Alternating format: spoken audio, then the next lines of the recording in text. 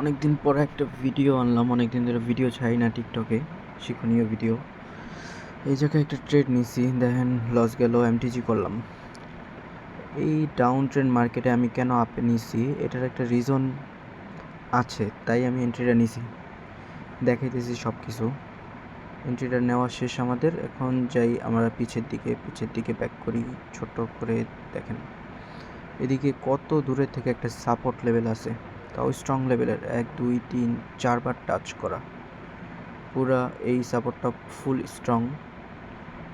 Market এই জায়গার থেকেই মুভ করতেছে। আমি একটা লাইন টাইনা নিই আর একটু,